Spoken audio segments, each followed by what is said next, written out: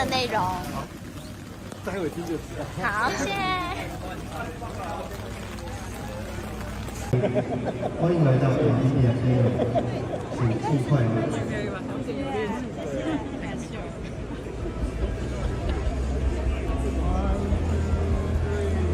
Standing up and sitting down.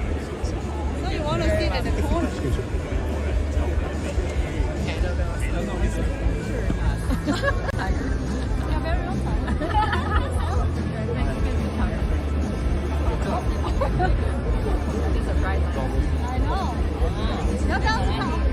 Your husband is going to rock the world again, right? I'm sorry? Your husband is going to rock the world again by AI, right? I think so, yeah. Are you excited about it? Oh yes, very much so. He's worked very hard, so is the whole team. Is he nervous? No, he's just excited. So he practiced many times, right? He had practiced many times for the speech. But every show is new, right? They had a rehearsal yesterday? I think they did for a little bit, yes. So you are so proud of him, right? Oh yes, very much so. Very much so. Thank you, Lori. We all are. Thank you.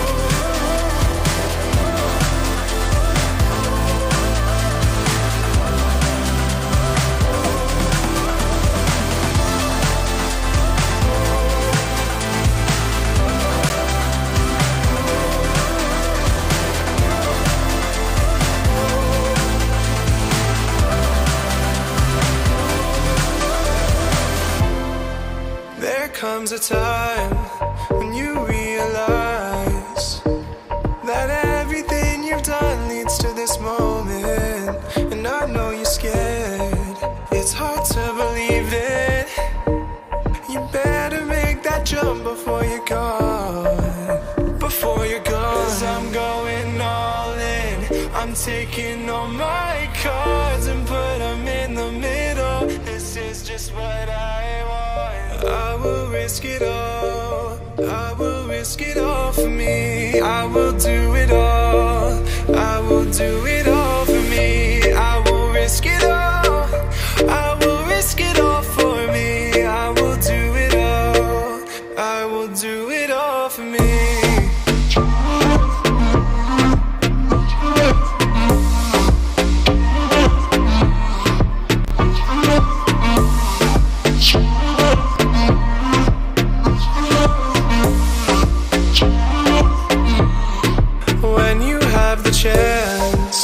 Don't think about it, because the push and pull will drive you insane. You can come up with a million reasons not to, but all it takes is one to know for sure. So I'm going all in. I'm taking all my cards and put them in the middle. This is just what I want. I will risk it all. I will risk it all for me. I will do it all. I will do it all for me. I will risk it all. I will risk it all for me. I will do it all. I will do it all for me.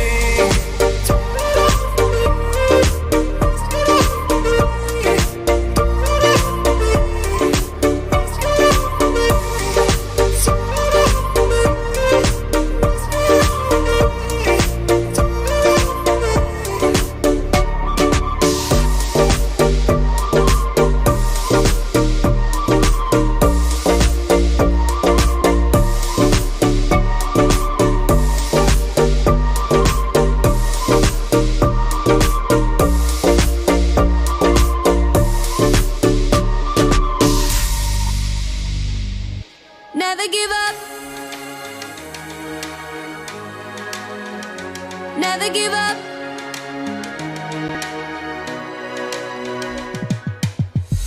Sometimes I just feel unstoppable. Other times I feel I want to go, want to go. Someone told me something long ago. It's always there when I need it the most. Never give up when you're out of luck. Just hold your head high till you reach the top. I know it's tough when you've had enough. Just try to hold on when you wanna give up.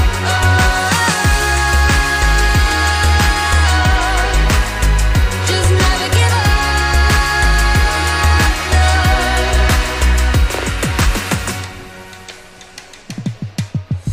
I never thought I had just what it takes. I always had my foot right on the brakes, on the brakes. Whoa, when I'm down, I think of what you said. It always helps to get me out my head. Never give up. Never give up. Whoa, whoa, never give up. Never give up. Whoa, whoa. Never give up when you're out of luck. Just hold your head high till you reach the top. I know it's tough when you've had enough. Just try to hold on when you wanna give up.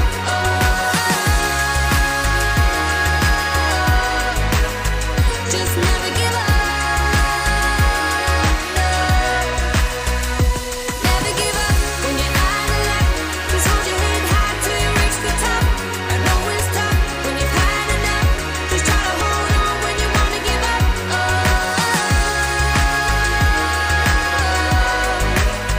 Just never give up. Never give up.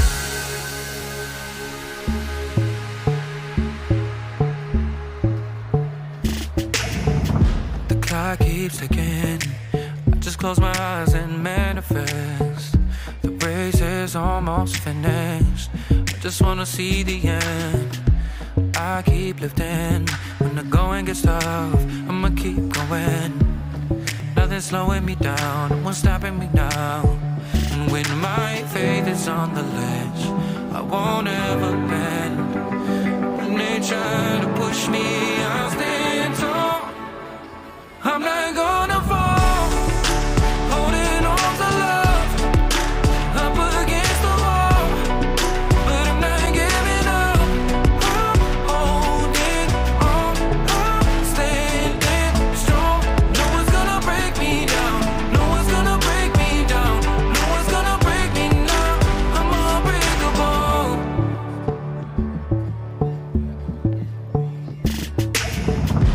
I keep dreaming, even when I'm wide awake, I'm living like there's no tomorrow. Never looking back, just down the road ahead. I keep pushing, never stop fighting, never stop laughing. Nothing's slowing me down, no one's stopping me now, stopping me now. When my faith is on the ledge, I won't ever bend. When they try to push me, I'll stand tall.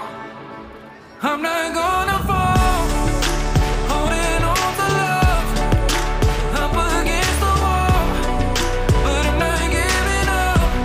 I'm holding on, I'm standing strong. No one's gonna break me down, no one's gonna break me down, no one's gonna break me now. I'm not gonna fall, holding on to love, up against the wall, but I'm not giving up. I'm holding on, I'm standing strong. No one's gonna break me down, no one's gonna break me down, no one's gonna break me now. I'm unbreakable.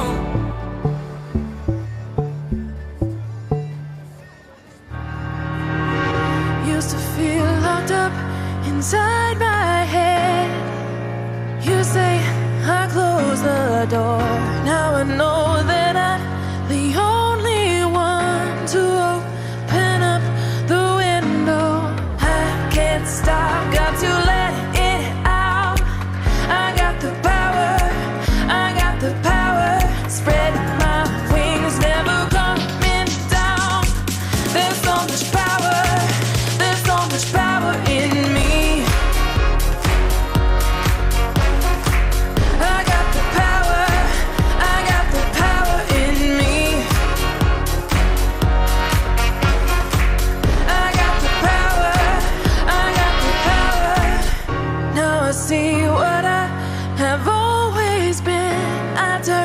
to face my future.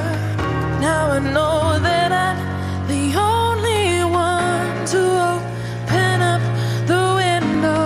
I can't stop, got to let it out. I got the power, I got the power. Spread my wings, never coming down. There's so much power, there's so much power in me. I got the power, I got the power in me. I got the power, I got the power. I got the power, I got the power in me. I got the power, I got the power in me.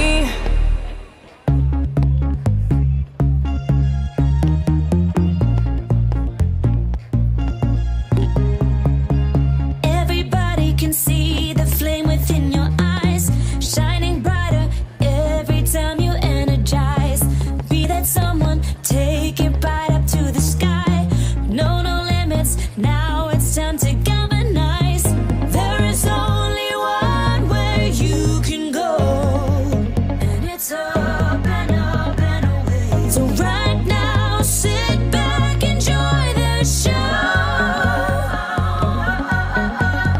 No, no limits, and you can make it anywhere. No, no limits, you could be a millionaire. No, no limits, walking on the open air. No, no limits, no, no, no, no, no.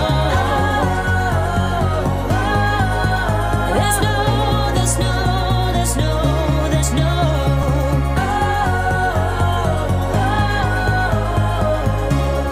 No, no limits. Realize you're the one that's in control, going places right towards an open goal. Take your time, feel it, you're feeling whole. Give it all you've got, all your heart and soul. There is only one way you can go, and it's up and up and away. So right now, sit back, enjoy the show. No, no limits, and you can make it anywhere. No, no limits, you could be a millionaire. No, no limits, walking on the open air. No, no limits, no, no, no, no, no. There's no, there's no, there's no, there's no.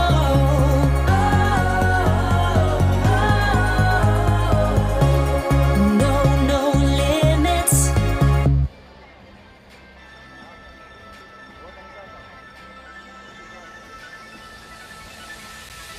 This is all that I needed. This is all I had to see. This is it, I can feel it. That moment of release. 'Cause seeing is believing, and I've seen it from the start. This is it, I can feel it. But still, my bleeding heart sees it. Oh, easy to ignore. Look closely. Look through that open door. It's easy. Oh, easy to ignore. Look closely. It's what we've been waiting for.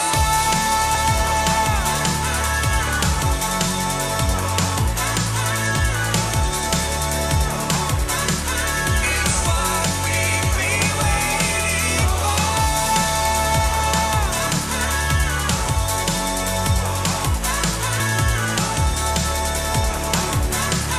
It's what we've been waiting for.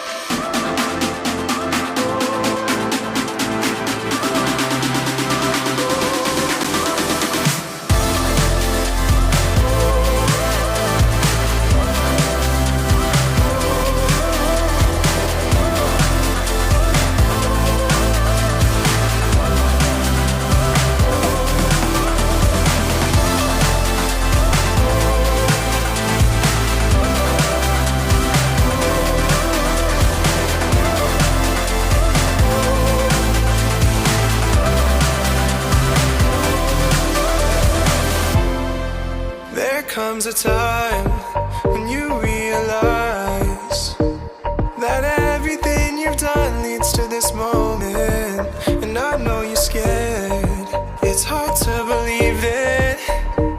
You better make that jump before you're gone. Before you're gone. 'Cause I'm going all in. I'm taking all my cards and put them in the middle. This is just what I want. I will risk it all. I will risk it all for me. I will do it all. I will do it all for me. I will risk it all.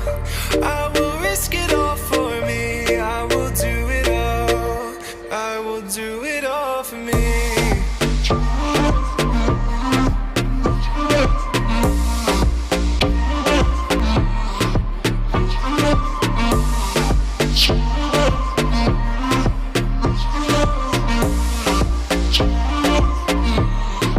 When you have the chance, don't think about it, because the push and pull will drive you insane. You can come up with a million reasons not to, but all it takes is one to know for sure.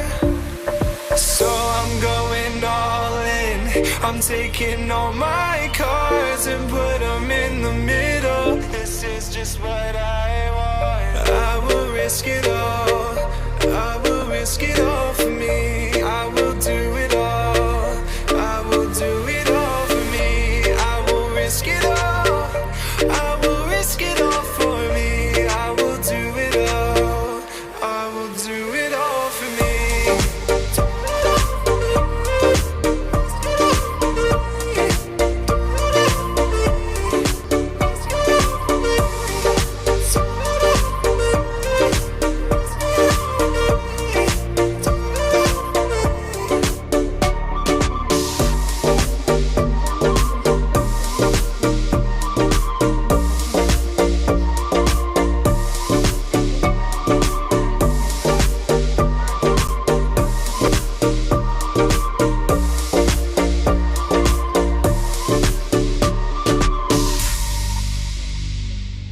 Never give up. Never give up.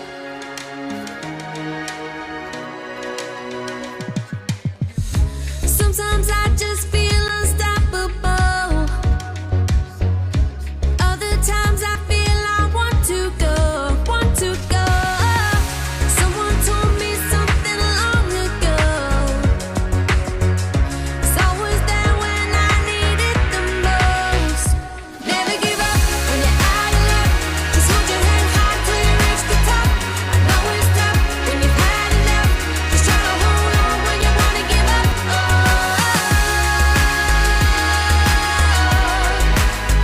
Just never give up.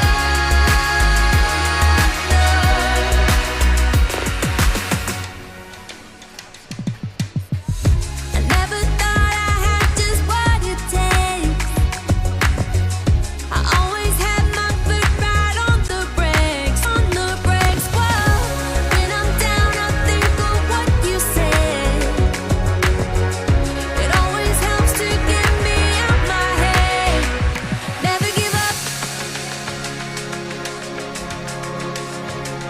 Never give up. Whoa, whoa, never give up. Never give up. Whoa, whoa. Never give up when you're out of luck. Just hold your head high till you reach the top. I know it's tough when you've had enough. Just try to hold on when you wanna give up.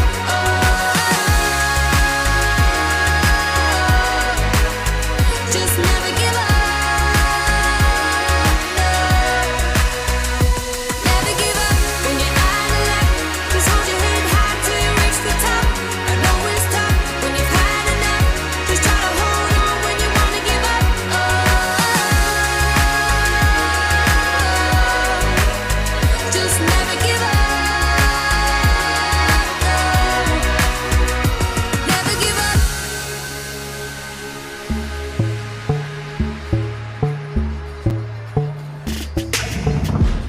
I keep sticking.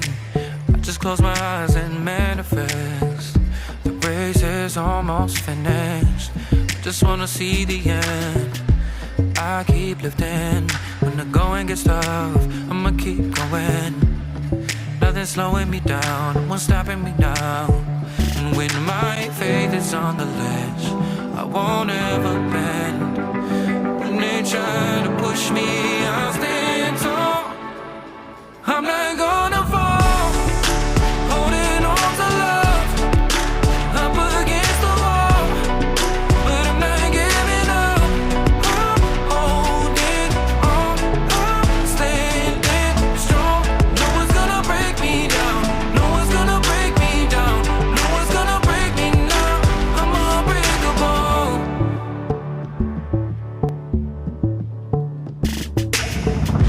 I keep dreaming, even when I'm wide awake, I'm living like there's no tomorrow.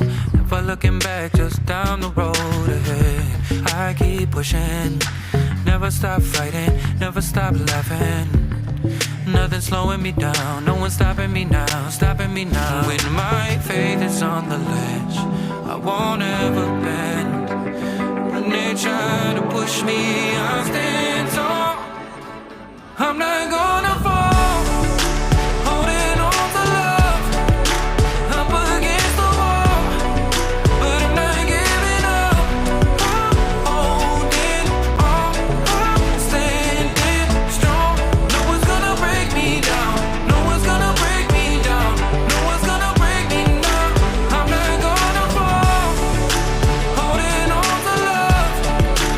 Up against the wall, but I'm not giving up. I'm holding on, I'm standing strong. No one's gonna break me down, no one's gonna break me down, no one's gonna break me now. I'm unbreakable.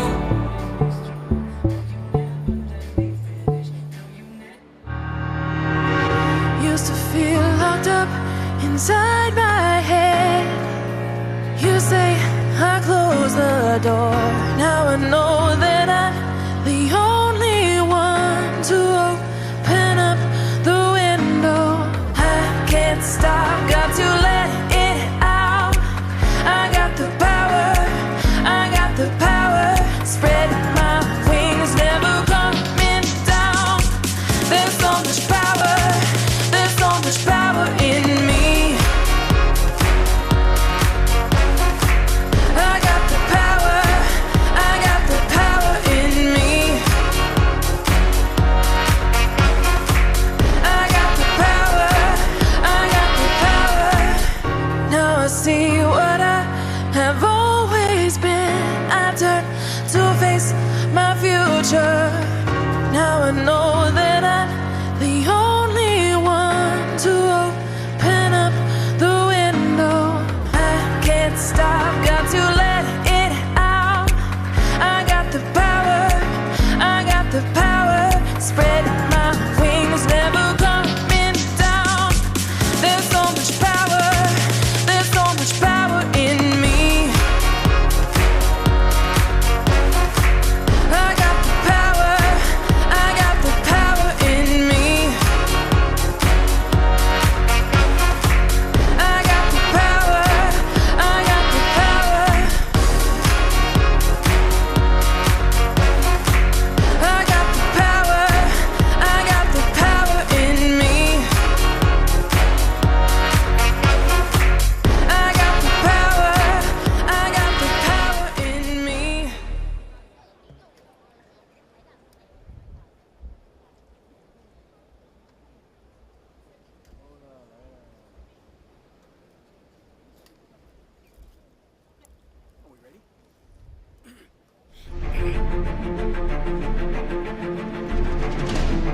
All right, let's get started. Good take, good take.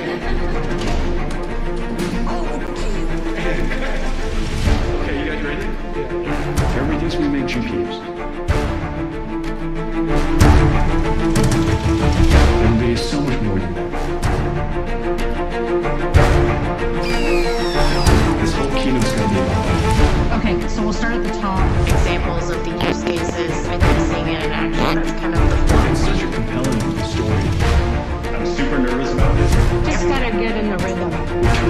from it, you guys can go really, really nitty-gritty. We should take a swing at it. Yeah, that sounds like it. I think we need to have daily status on that animation. Can you mute so I hear myself? Sorry. What's the drop date for all the video? It needs to be done on the 28th. Did you get all that? Safe travels, everybody. Super excited to see everyone. See you guys soon. Okay. Bye. We're basically moving as fast as the world can absorb technology, so we've got to leapfrog ourselves. Then right.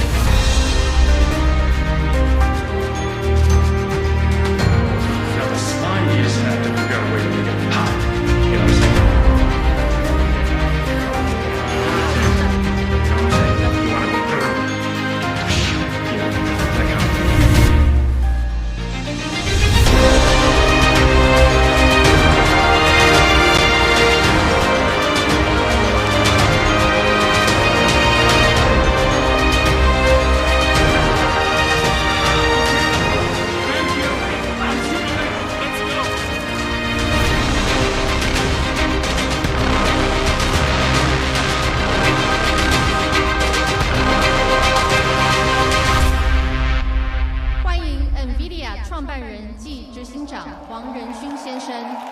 Please welcome to the stage NVIDIA founder and CEO, Jensen Huang.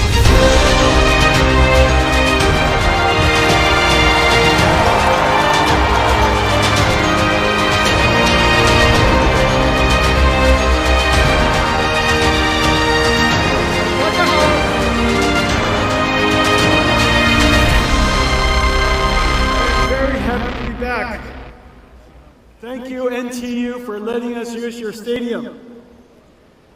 The last time I was here, I received a degree from NTU.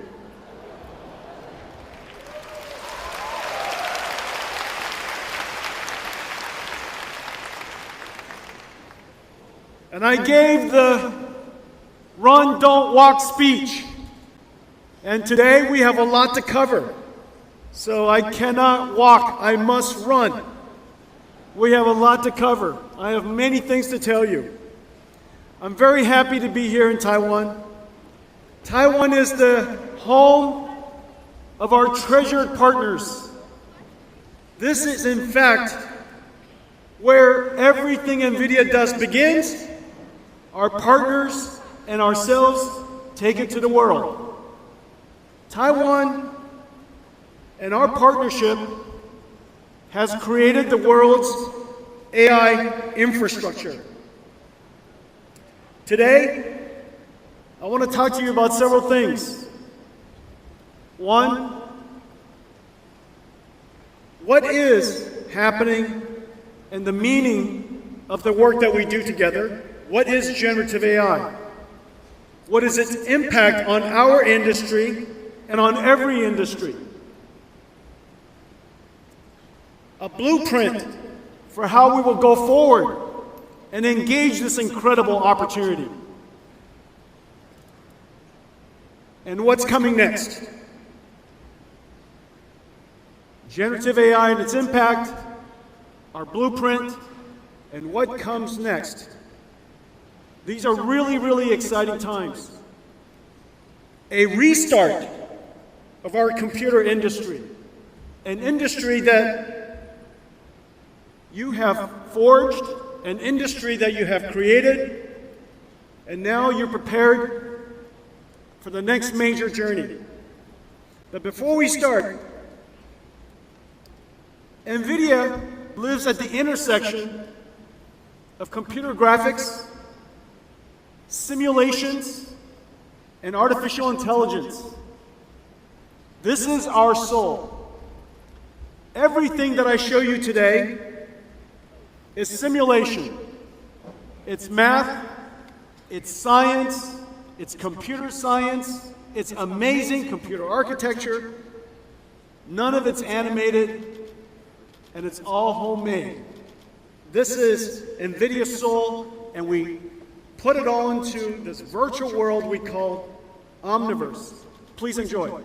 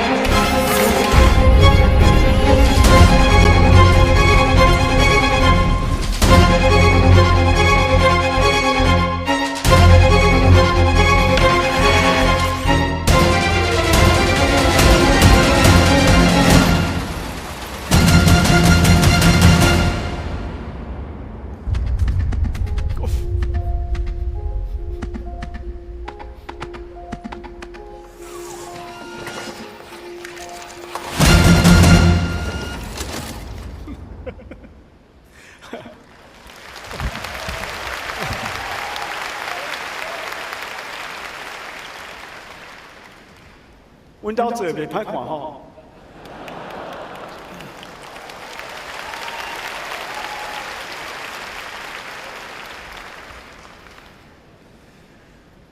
I want to speak to you in Chinese, but I have so much to tell you, I have to think too hard to speak Chinese. So I have to speak to you in English. At the foundation of everything that you saw was two fundamental technologies: accelerated computing and artificial intelligence running inside the omniverse. Those two technologies, those two fundamental forces of computing are going to reshape the computer industry. The computer industry is now some 60 years old. In a lot of ways, everything that we do today was invented the year after my birth, in 1964. The IBM System 360 introduced central processing units, general purpose computing, the separation of hardware and software through an operating system, multitasking, I/O subsystems, DMA, all kinds of technologies that we use today, architectural compatibility, backwards compatibility, family compatibility, all of the things that we know today about computing largely described in 1964. Of course, the PC revolution democratized computing and put it in the hands and the houses of everybody. And then in 2007, the iPhone introduced mobile computing and put the computer in our pocket. Ever since, everything is connected and running all the time through the mobile cloud. This last 60 years, we saw just several, not that many actually, 2 or 3 major technology shifts, 2 or 3 tectonic shifts in computing, where everything changed, and we're about to see that happen again. There are 2 fundamental things that are happening. The first is that the processor, the engine by which the computer industry runs on, the central processing unit, the performance scaling has slowed tremendously. And yet, the amount of computation we have to do is still doubling very quickly, exponentially.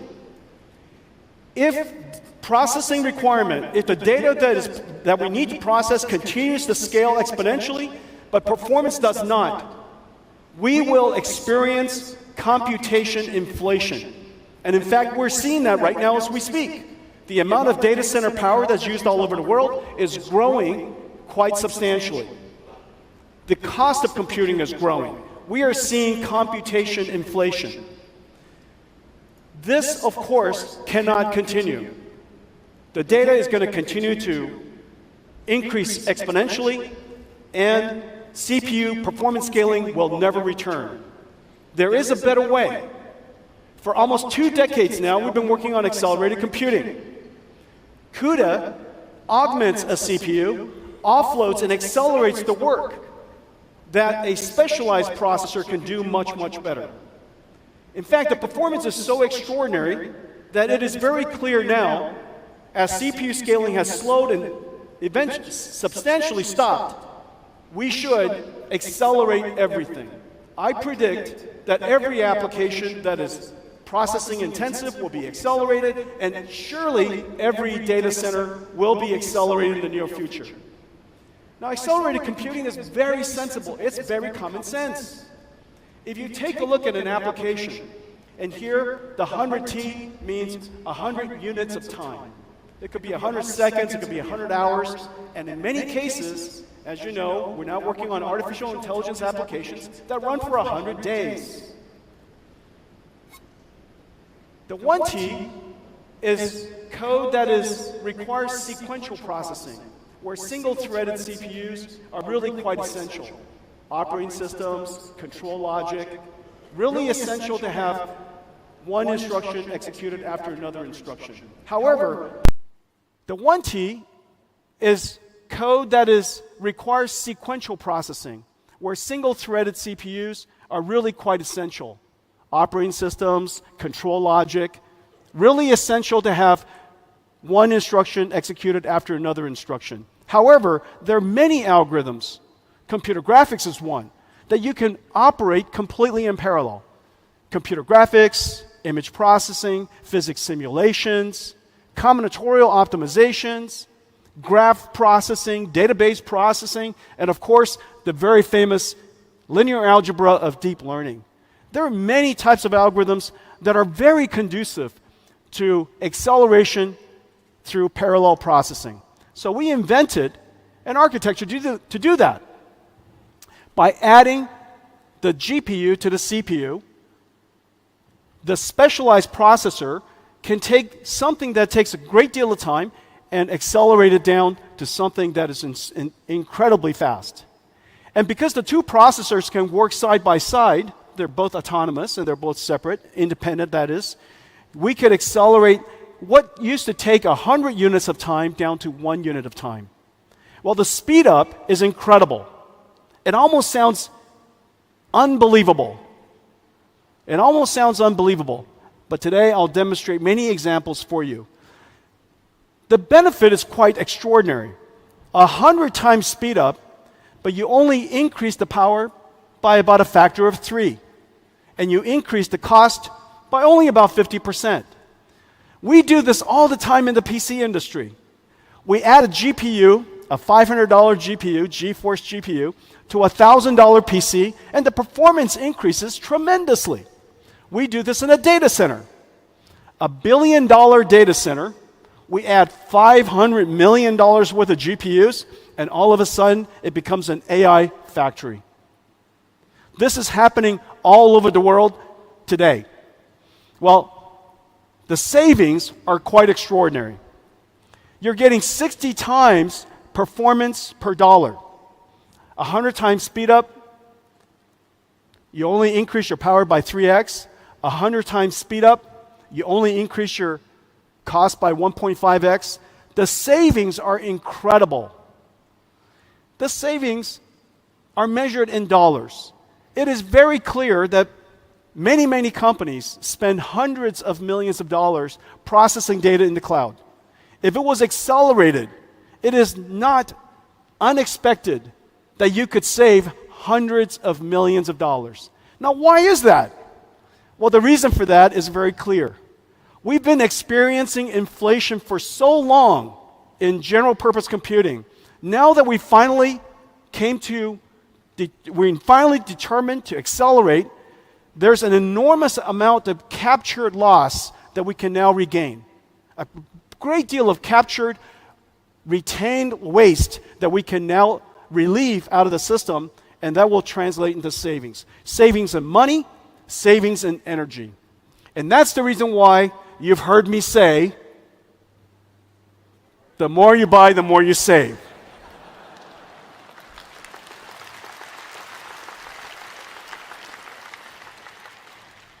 And now I've shown you the mathematics.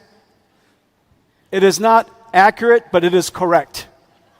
Okay, that's called CEO math. CEO math is not accurate, but it is correct. The more you buy, the more you save. Well, accelerated computing does deliver extraordinary results, but it is not easy.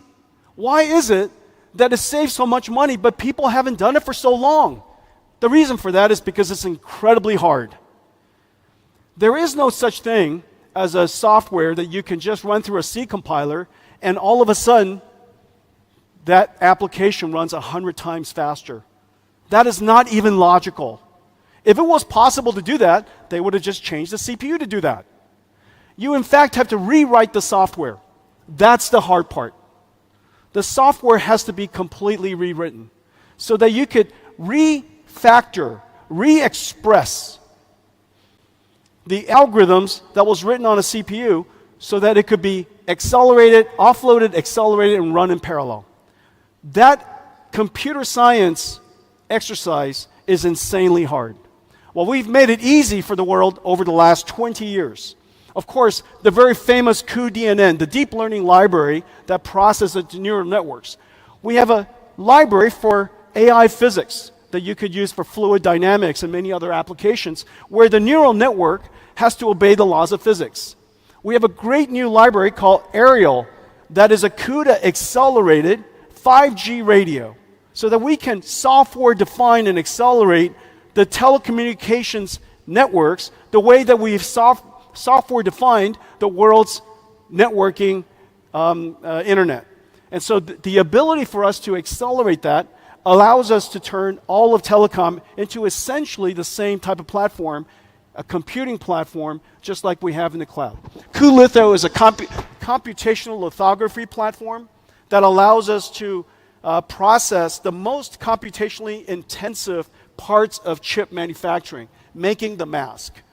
TSMC is in the process of going to production with cuLitho, saving enormous amounts of energy and enormous amounts of money, but the goal for TSMC is to accelerate their stack so that they're prepared for even further advances in algorithm and more computation for deeper and deeper, narrow and narrow transistors.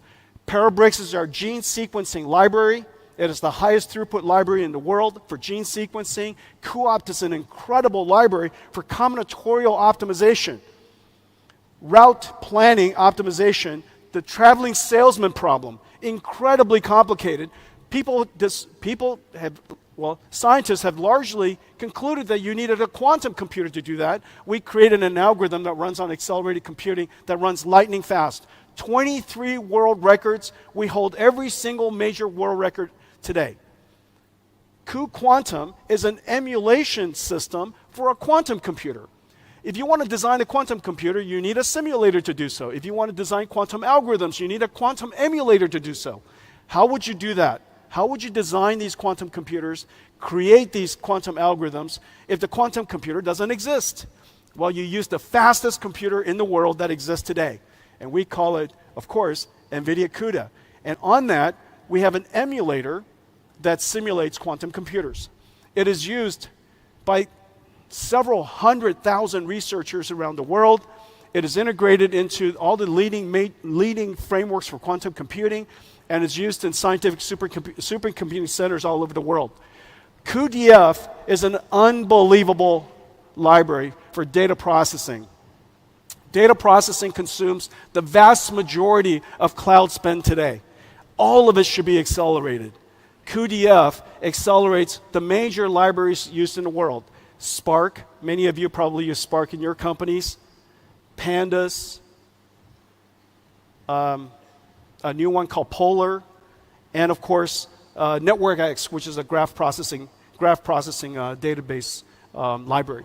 And so these are just some examples. There are so many more. Each one of them had to be created so that we can enable the ecosystem to take advantage of accelerated computing. If we hadn't created cuDNN, CUDA alone wouldn't have been possible for all of the deep learning scientists around the world to use. Because CUDA and the algorithms that are used in TensorFlow and PyTorch, the deep learning algorithms, the separation is too far apart. It's almost like trying to do computer graphics without OpenGL. It's almost like doing data processing without SQL. These domain-specific libraries are really the treasure of our company. We have 350 of them. These libraries is what it takes and what has made it possible for us to have such open so many markets. I'll show you some other examples today. Well, just last week, Google announced that they've put cuDF in the cloud and accelerate Pandas. Pandas is the most popular data science library in the world. Many of you in here probably already use Pandas. It's used by 10 million data scientists in the world. Downloaded 170 million times each month. It is the Excel, it is the spreadsheet of data scientists. Well, with just one click, you can now use Pandas in Colab, which is Google's cloud data centers platform, accelerated by cuDF. The speed up is really incredible. Let's take a look.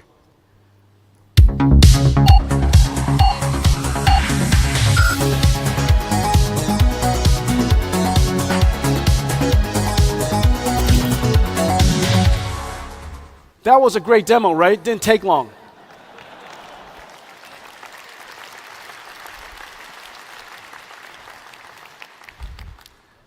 When you accelerate data processing that fast, demos don't take long. Okay, well, CUDA has now achieved what people call a tipping point, but it's even better than that. CUDA has now achieved a virtuous cycle. This rarely happens. If you look at history and all the computing architectures, computing platforms, in the case of microprocessors, CPUs, it has been here for 60 years. It has not been changed for 60 years. At this level, this way of doing computing, accelerated computing, has been around, creating a new platform is extremely hard because it's a chicken and egg problem. If there are no developers that use your platform, then of course there will be no users. But if there are no users, there are no install base. If there are no install base, developers aren't interested in it. Developers want to write software for a large install base. But a large install base requires a lot of applications so that users would create that install base. This chicken or the egg problem has rarely been broken. And it's taken us now 20 years, one domain library after another, one acceleration library another, and now we have 5 million developers around the world. We serve every single industry, from healthcare, financial services, of course the computer industry, automotive industry, just about every major industry in the world, just about every field of science. Because there are so many customers for our architecture, OEMs and cloud service providers are interested in building our systems. System makers, amazing system makers like the ones here in Taiwan are interested in building our systems, which then takes and offers more systems to the market, which of course creates greater opportunity for us, which allows us to increase our scale, R&D scale, which speeds up the application even more. Well, every single time we speed up the application, the cost of computing goes down. This is that slide I was showing you earlier. 100x speed up translates to 97, 96%, 98% savings. And so when we go from 100x speed up to 200x speed up to 1000x speed up, the savings, the marginal cost of computing continues to fall. Well, of course, we believe that by reducing the cost of computing incredibly, the market, developers, scientists, inventors will continue to discover new algorithms that consume more and more and more computing, so that one day something happens, that a phase shift happens, that the marginal cost of computing is so low that a new way of using computers emerge. In fact, that's what we're seeing now. Over the years, we have driven down the marginal cost of computing in the last 10 years in one particular algorithm by 1 million times. Well, as a result, it is now very logical and very common sense to train large language models with all of the data on the internet. Nobody thinks twice. This idea that you could create a computer that could process so much data to write its own software, the emergence of artificial intelligence was made possible because of this complete belief that if we made computing cheaper and cheaper and cheaper, somebody's going to find a great use. Well, today, CUDA has achieved the virtuous cycle. Install base is growing. Computing cost is coming down, which causes more developers to come up with more ideas, which drives more demand. And now we're in the beginning of something very, very important. But before I show you that, I want to show you what is not possible if not for the fact that we created CUDA, that we created the modern version of the modern big bang of AI, generative AI. What I'm about to show you would not be possible. This is Earth 2. The idea that we would create a digital twin of the Earth, that we would go and simulate the Earth so that we could predict the future of our planet to better avert disasters, or better understand the impact of climate change so that we can adapt better, so that we could change our habits now. This digital twin of Earth is probably one of the most ambitious projects that the world's ever undertaken, and we're taking large steps every single year, and I'll show you results every single year, but this year we made some great breakthroughs. Let's take a look.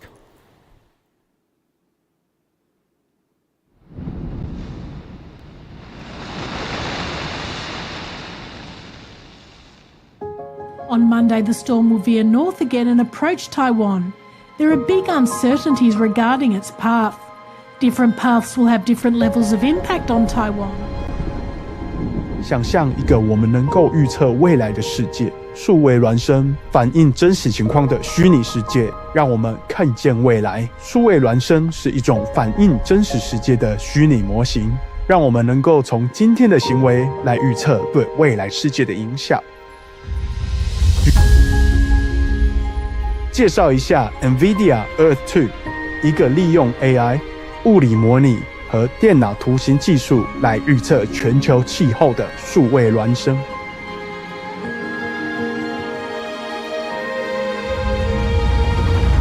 Core Diff 是 NVIDIA 的生成式 AI 模型，它在 WRF 数值模拟的基础上训练而成，能够以12倍更高的解析度生成天气模式，从25公里提高到2公里，这代表了区域天气预测的一个巨大飞跃。令人惊讶的是 ，Core Diff AI 比传统的物理模拟方法快1000倍，且能源效率高3000倍。在台湾的中央气象局是用这些模型来更精确地预测台风登陆点，但我们并不止步于此。下一个前沿是超本地预测，能精确到数十米，并考虑到城市基础设施的影响。Core Diff AI 还在使用像是 Palm 生成的高解析度数据进行训练，一个极高解析度的物理模型，用于模拟大气和海洋边界层。当与天气模拟风场结合一起时，它可以模拟建筑物周围的气流。当极强风汇聚的情况，我们预计能够预测像下冲这样的现象。当强风汇聚到街道层，会有可能造成损坏并影响行人。NVIDIA Earth 2是一个绝佳范例，它融合了人工智慧、物理模拟和观测数据。可以帮助国家和公司预见未来，并应对极端天气的影响。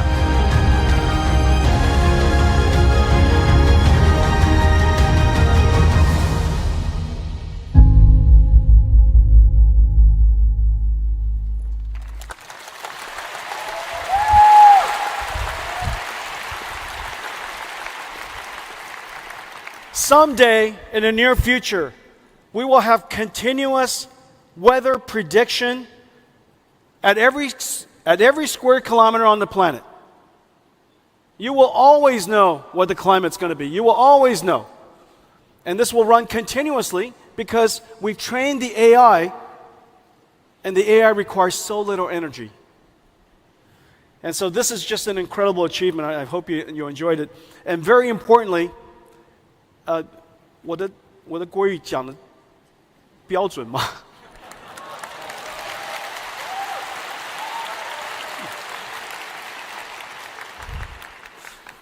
The truth is, that was a Jensen AI. That was not me. I wrote it, but an AI, Jensen AI, had to say it. 我的国语不够好。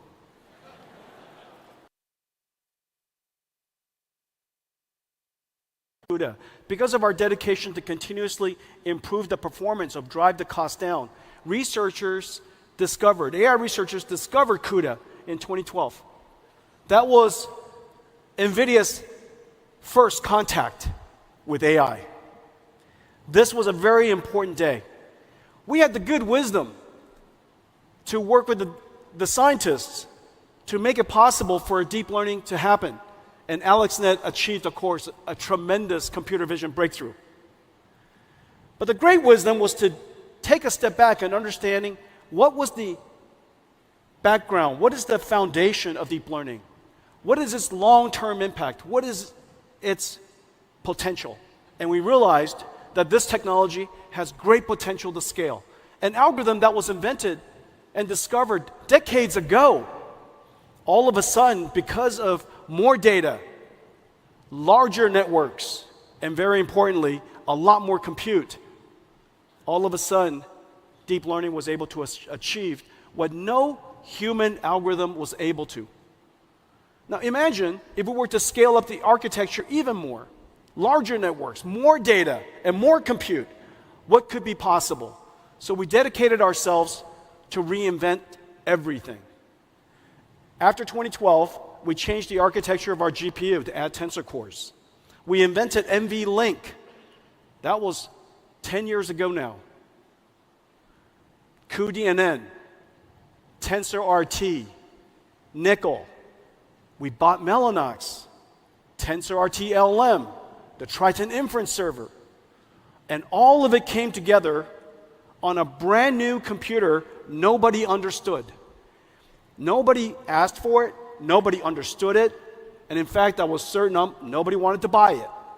And so we announced it at GTC, and OpenAI, a small company in San Francisco, saw it, and they asked me to deliver one to them. I delivered the first DGX, the world's first AI supercomputer, to OpenAI in 2016. Well, after that, we continued to scale. From one AI supercomputer, one AI appliance, we scaled it up to large supercomputers, even larger. By 2017, the world discovered transformers so that we could train enormous amounts of data and recognize and learn patterns that are sequential over large spans of time. It is now possible for us to train these large language models to understand and achieve a breakthrough in natural language understanding. And we kept going after that. We built even larger ones. And then in November 2022, trained on thousands, tens of thousands of NVIDIA GPUs in a very large AI supercomputer, OpenAI announced ChatGPT. 1 million users after 5 days. 1 million after 5 days, 100 million after 2 months. The fastest growing application in history. And the reason for that is very simple. It is just so easy to use, and it was so magical to use. To be able to interact with a computer like it's human.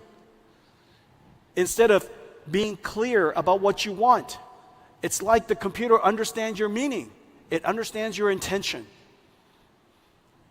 Oh, I think here it asked the closest night market. As you know, the night market is very important to me. So when I was young, I think I was 4.5 years old. I used to love going to the night market because I just love watching people. And so we went, my parents used to take us to the night market. 圆环，讲对吗？圆环，去吃蚵仔煎。And I love going. And one day, my face, you guys might see that I have a large scar on my face. My face was cut because somebody was washing their knife, and I was a little kid. But my memories of the night market is so deep because of that. And I used to love, I still love going to the night market. And I just need to tell you guys this.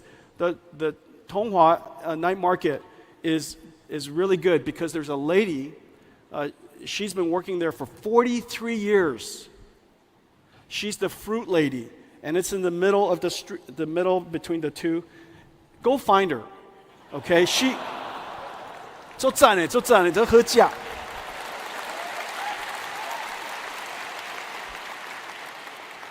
She's really terrific. I think it would be funny after this, all of you go to see her. Every year she's doing better and better. Her car test has improved, and I just love watching her succeed. Anyways, ChatGPT came along, and something is very important in this slide. Here, let me show you something. This slide, okay, and this slide. The fundamental difference is this.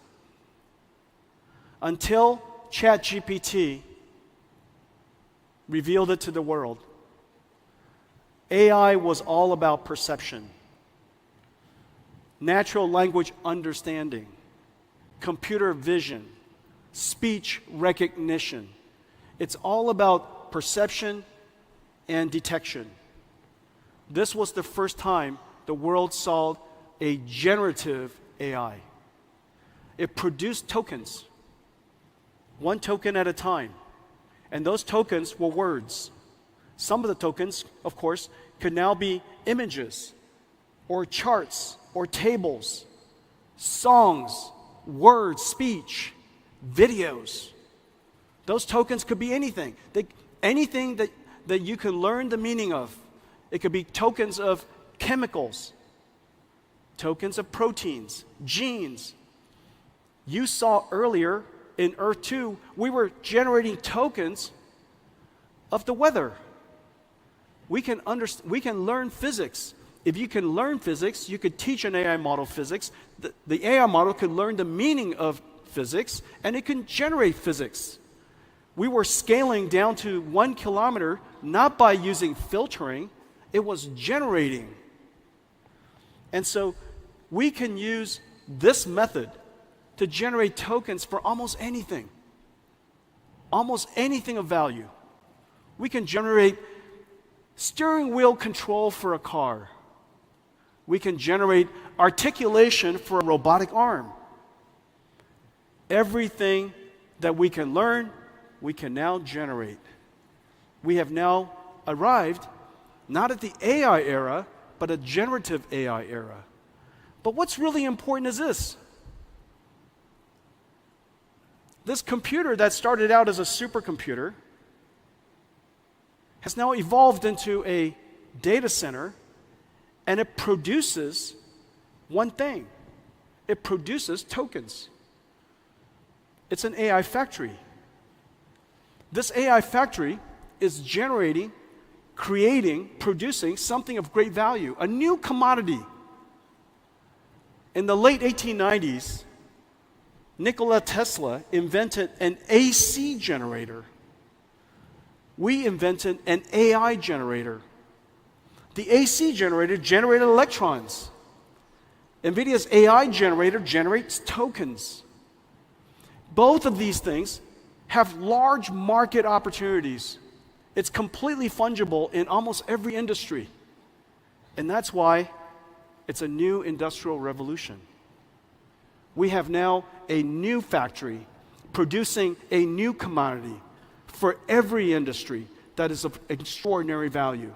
And the methodology for doing this is quite scalable. And the methodology of doing this is quite repeatable.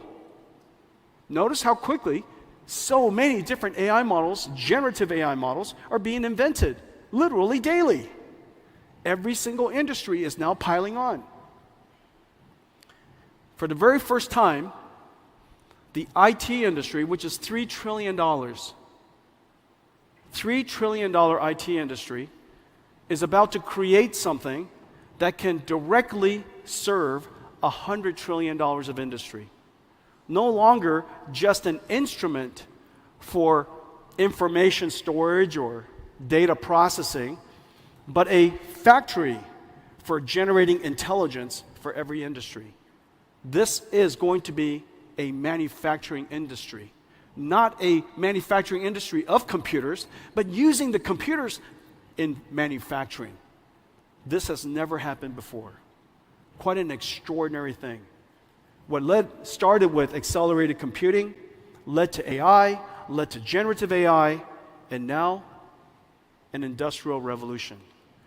Now the impact to our industry is also quite significant. Of course, we could create a new commodity, a new product we call tokens for many industries, but the impact to ours is also quite profound. For the very first time, as I was saying earlier, in 60 years, every single layer of computing has been changed. From CPUs, general purpose computing, to accelerated GPU computing, where the computer needs instructions, now computers process LLMs, large language models, AI models. And whereas the computing model of the past is retrieval-based, almost every time you touch your phone, some pre-recorded text or pre-recorded image or pre-recorded video is retrieved for you and recomposed based on a recommender system to present it to you based on your habits. But in the future, your computer will generate as much as possible, retrieve only what's necessary. And the reason for that is because generated data requires less energy to go fetch information. Generated data also is more contextually relevant. It will encode knowledge, it will encode your understanding of you, and instead of get that information for me or get that file for me, you just say, ask me for an answer. And instead of a tool, instead of your computer being a tool that we use, the computer will now generate skills. It performs tasks. And instead of an industry that is producing software, which was a revolutionary idea in the early 90s. Remember, the idea that Microsoft created for packaging software revolutionized the PC industry. Without packaged software, what would we use the PC to do? It drove this industry. And now we have a new factory, a new computer. And what we will run on top of this is a new type of software. And we call it NIMS, NVIDIA Inference Microservices. Now what happens is the NIM runs inside this factory. And this NIM is a pre-trained model. It's an AI. Well, this AI is, of course, quite complex in itself. But the computing stack that runs AIs are insanely complex. When you go and use ChatGPT, underneath their stack is a whole bunch of software. Underneath that prompt is a ton of software. And it's incredibly complex because the models are large, billions to trillions of parameters. It doesn't run on just one computer, it runs on multiple computers. It has to distribute the workload across multiple GPUs, tensor parallelism, pipeline parallelism, data parallelism, all kinds of parallelism, expert parallelism, all kinds of parallelism, distributing the workload across multiple GPUs, processing it as fast as possible, because if you are in a factory, if you run a factory, your throughput directly correlates to your revenues. Your throughput directly correlates to quality of service. And your throughput directly correlates to the number of people who can use your service. We are now in a world where data center throughput, utilization is vitally important. It was important in the past, but not vitally important. It was important in the past, but people don't measure it. Today, every parameter is measured. Start time, uptime, utilization, throughput, idle time, you name it. Because it's a factory. When something is a factory, its operations directly correlate to the financial performance of the company. And so we realized that this is incredibly complex for most companies to do. So what we did was we created this AI in a box, and it contains an incredible amount of software. Inside this container is CUDA, cuDNN, TensorRT, Triton for inference services. It is cloud native so that you could auto scale in a Kubernetes environment. It has management services and hooks so that you can monitor your AIs. It has common APIs, standard APIs, so that you could literally chat with this box. You download this NIM and you can talk to it.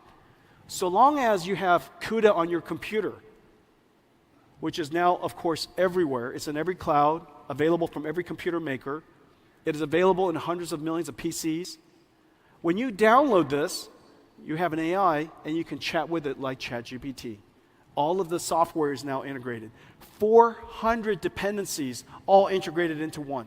We tested this NIM, each one of these pre-trained models against our entire installed base that's in the cloud, all the different versions of Pascal and Amperes and Hoppers and all kinds of different versions. I even forget some. NIMS, incredible invention. This is one of my favorites. And of course, as you know, we now have the ability to create large language models and pre-trained models of all kinds. And we have all of these various versions, whether it's language-based or vision-based or imaging-based, or we have versions that are available for healthcare, digital biology. We have versions that are digital humans that I'll talk to you about. And the way you use this, just come to ai.nvidia.com. And today we just posted up in Hugging Face the Llama 3 NIM, fully optimized. It's available there for you to try. And you can even take it with you. It's available to you for free. And so you could run it in the cloud, run it in any cloud. You could download this container, put it into your own data center, and you could host it, make it available for your customers. We have, as I mentioned, all kinds of different domains. Physics, some of it is for semantic retrieval called RAGs, vision languages, all kinds of different languages. And the way that you use it is connecting these microservices into large applications. One of the most important applications in the coming future, of course, is customer service agents. Customer service agents are necessary in just about every single industry. It represents trillions of dollars of customer service around the world. Nurses are customer service agents in some ways. Some of them are non-prescription or non-diagnostics based nurses are essentially customer service. Customer service for retail, for quick service foods, financial services, insurance, just tens and tens of millions of customer service can now be augmented by language models and augmented by AI. And so these boxes that you see are basically NIMs. Some of the NIMs are reasoning agents. Given a task, figure out what the mission is, break it down into a plan. Some of the NIMs retrieve information. Some of the NIMs might go and do search. Some of the NIMs might use a tool like co-op that I was talking about earlier. It could use a tool that could be running on SAP. And so it has to learn a particular language called ABAP.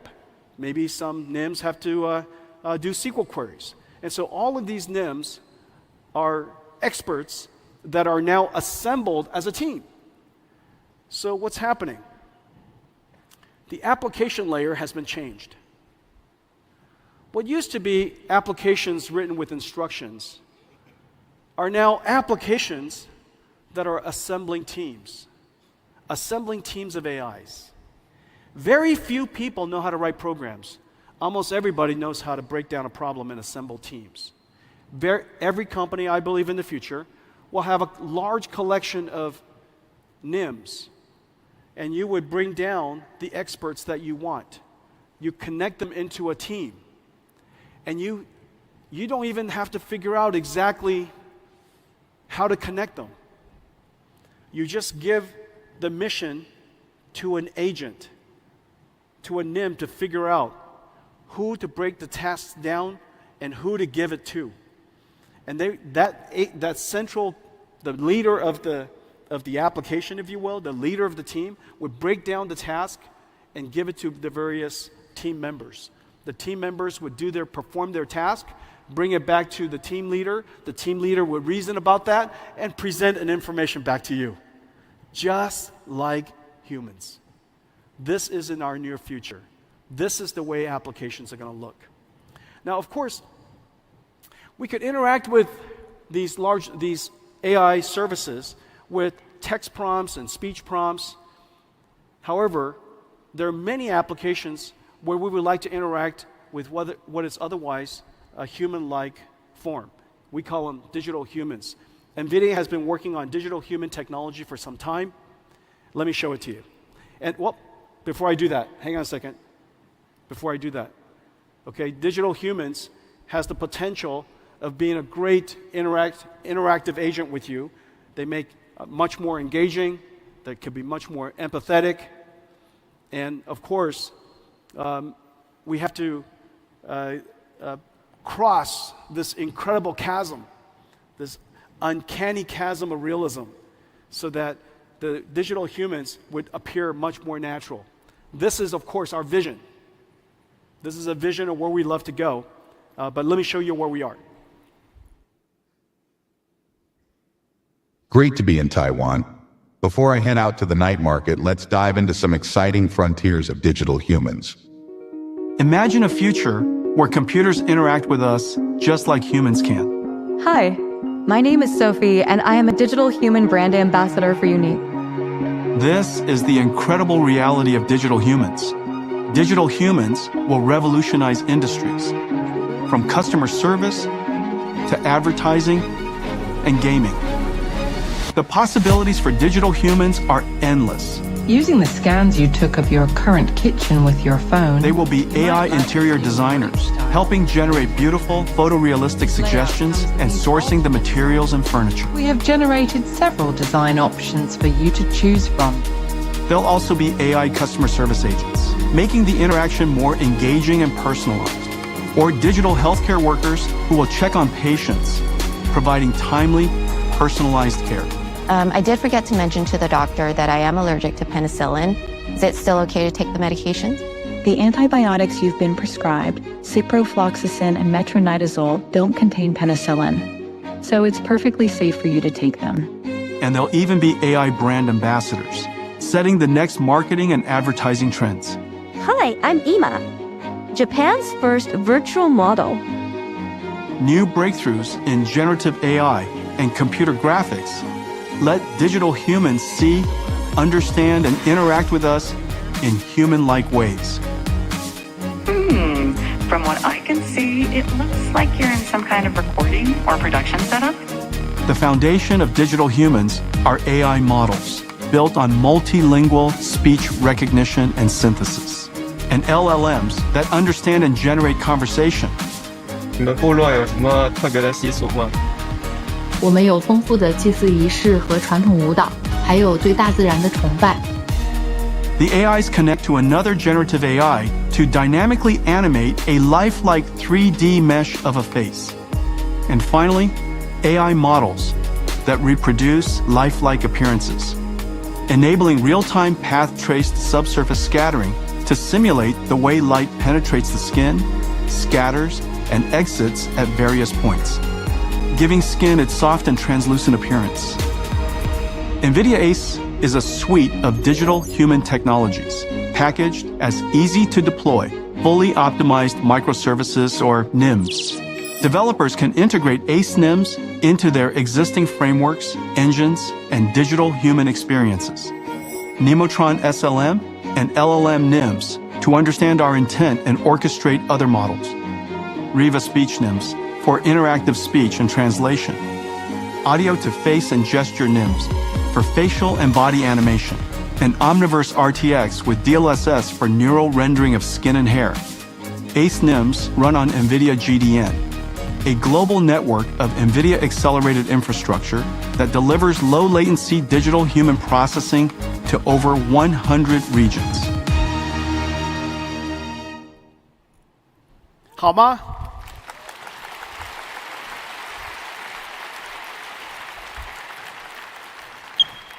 Pretty incredible. Well, those ACE runs in the cloud, but it also runs on PCs. We had the good wisdom of including Tensor Core GPUs in all of RTX. So we've been shipping AI GPUs for some time, preparing ourselves for this day. The reason for that is very simple. We always knew that in order to create a new computing platform, you need an install base first. Eventually, the application will come. If you don't create the install base, how could the application come? And so if you build it, they might not come. But if you don't build it, they cannot come. And so we installed every single RTX GPU with Tensor Core processing. And now we have 100 million GeForce RTX AI PCs in the world, and we're shipping 200, and this Computex, we're featuring 4 new amazing laptops. All of them are able to run AI. Your future laptop, your future PC will become an AI. It'll be constantly helping you, assisting you in the background. The PC will also run applications that are enhanced by AI. Of course, all your photo editing, your writing, and your tools, all the things that you use will all be enhanced by AI. And your PC will also host applications with digital humans that are AIs. And so there are different ways that AIs will manifest themselves and become used in PCs, but PCs will become very important AI platform. And so where do we go from here? I spoke earlier about the scaling of our data centers, and every single time we scaled, we found a new phase change. When we scaled from DGX into large AI supercomputers, we enabled transformers to be able to train on enormously large data sets. Well, what happened was, in the beginning, the data was human supervised. It required human labeling to train AIs. Unfortunately, there is only so much you can human label. Transformers made it possible for unsupervised learning to happen. Now, transformers just look at an enormous amount of data, or look at an enormous amount of video, or look at an enormous amount of images, and it can learn from studying an enormous amount of data, find the patterns and relationships itself. Well, the next generation of AI needs to be physically based. Most of the AIs today don't understand the laws of physics. It's not grounded in the physical world. In order for us to generate images and videos and 3D graphics and many physics phenomenons, we need AIs that are physically based and understand the laws of physics. Well, the way that you could do that is, of course, learning from video is one source. Another way is synthetic data, simulation data. And another way is using computers to learn with each other. This is really no different than using AlphaGo, having AlphaGo play itself, self-play, and between the two capabilities, same capabilities, playing each other for a very long period of time, they emerge even smarter. And so you're going to start to see this type of AI emerging. Well, if the AI data is synthetically generated and using reinforcement learning, it stands to reason that the rate of data generation will continue to advance. And every single time data generation grows, the amount of computation that we have to offer needs to grow with it. We are about to enter a phase where AIs can learn the laws of physics and understand and be grounded in physical world data. And so we expect that models will continue to grow. And we need larger GPUs. Well, Blackwell was designed for this generation. This is Blackwell. And it has several very important technologies. One, of course, is just the size of the chip. We took two of the largest, a chip that is as large as you can make it at TSMC, and we connected two of them together with a 10 terabytes per second link between. The world's most advanced SerDes connecting these two together. We then put two of them on a computer node, connected with a Grace CPU. The Grace CPU could be used for several things. In the training situation, it could be used for fast checkpoint and restart. In the case of inference and generation, it could be used for storing context memory, so that the AI has memory and understands the context of the conversation you would like to have. It's our second generation transformer engine. Transformer engine allows us to adapt dynamically to a lower precision based on the precision and the range necessary for that layer of computation. This is our second generation GPU that has secure AI, so that you could ask your service providers to protect your AI from being either stolen, from theft, or tampering. This is our fifth generation NVLink. NVLink allows us to connect multiple GPUs together, and I'll show you more of that in a second. And this is also our first generation with a reliability and availability engine. This system, this RAS system, allows us to test every single transistor, flip-flop, memory on chip, memory off chip, so that we can, in the field, determine whether a particular chip is failing. The MTBF, the mean time between failure of a supercomputer with 10,000 GPUs, is measured in hours. The mean time between failure of a supercomputer with 100,000 GPUs is measured in minutes. And so the ability for a supercomputer to run for a long period of time and train a model that could last for several months is practically impossible if we don't invent technologies to enhance its reliability. Reliability would, of course, enhance its uptime, which directly affects the cost. And then lastly, decompression engine. Data processing is one of the most important things we have to do. We added a data compression engine, decompression engine, so that we can pull data out of storage 20 times faster than what's possible today. Well, all of this represents Blackwell, and I think we have one here that's in production. During GTC, I showed you Blackwell in a prototype state. The other side? This is why we practice.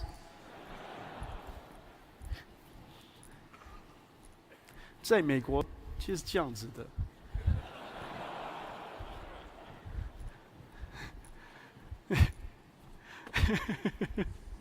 Ladies and gentlemen, this is Blackwell.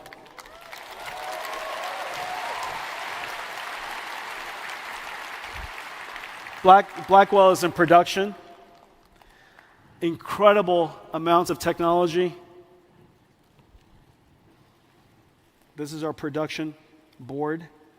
This is the most complex, highest performance computer the world's ever made. This is the Grace CPU. And these are, you could see each one of these Blackwell dies, two of them connected together. You see that? It is the largest die, the largest chip the world makes. And then we connect two of them together with a 10 terabyte per second link. Okay, and that makes the Blackwell computer. And the performance is incredible. Take a look at this. So,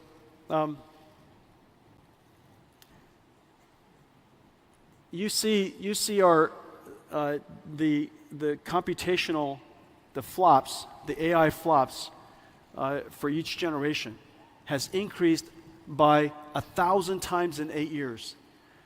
Moore's law in 8 years is something along the lines of, I don't know, maybe 40, 60. And in the last 8 years, Moore's law has gone a lot less. And so just to compare, even Moore's law at its best of times compared to what Blackwell could do. So the amount of computations is incredible. And whenever we bring the computation high, the thing that happens is the cost goes down. And I'll show you. What we've done is we've increased, through its computational capability, the energy used to train a GPT-4, 2 trillion parameter, 8 trillion tokens. The amount of energy that is used has gone down by 350 times.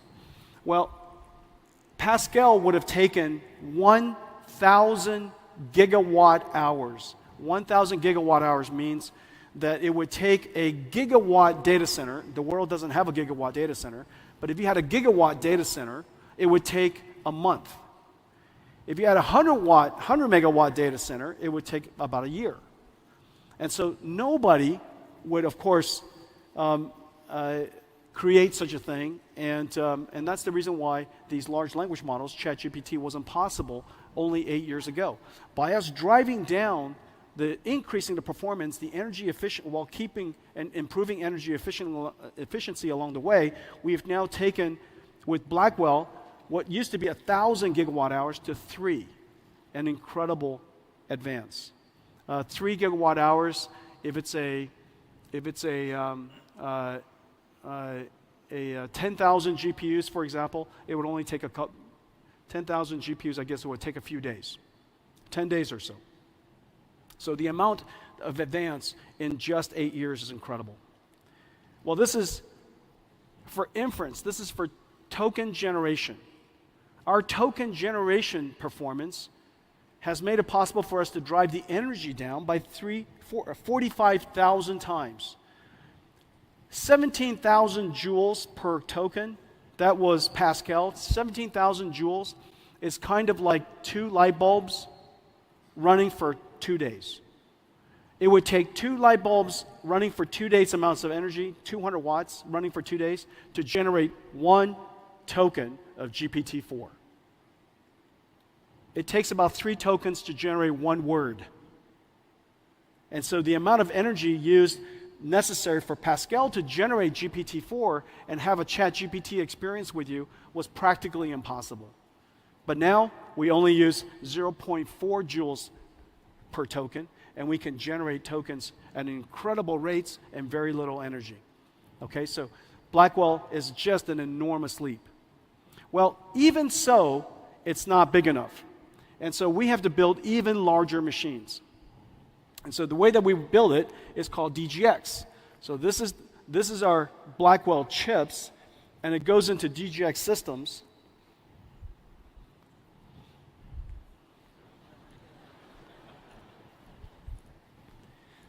That's why we should practice.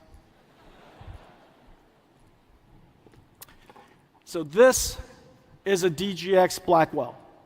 This is air-cooled, has 8 of these GPUs inside. Look at the size of the heat sinks on these GPUs. About 15 kilowatts, 15,000 watts, and completely air-cooled. This version supports x86, and it goes into the infrastructure that we've been shipping hoppers into. However, if you would like to have liquid cooling, we have a new system, and this new system is based on this board, and we call it MGX for modular. And this modular system, you won't be able to see this. Can they see this? Can you see this? You can? Are you? Okay. I say. And so this is the MGX system, and here's the 2 Blackwell boards. So this one node has 4 Blackwell chips. These 4 Blackwell chips, this is liquid cooled. 9 of them, 72 of these GPUs are then connected together with a new NVLink. This is NVLink switch 5th generation. And the NVLink switch is a technology miracle. This is the most advanced switch the world's ever made. The data rate is insane. And these switches connect every single one of these Blackwells to each other, so that we have one giant 72 GPU Blackwell. Well, the benefit of this is that in one domain, one GPU domain, this now looks like one GPU. This one GPU has 72 versus the last generation of 8, so we increased it by 9 times. The amount of bandwidth we've increased by 18 times. The AI flops we've increased by 45 times, and yet the amount of power is only 10 times.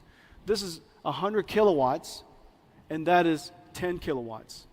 And that's for one. Now, of course, well, you could always connect more of these together, and I'll show you how to do that in a second. But what's the miracle is this chip, this NVLink chip.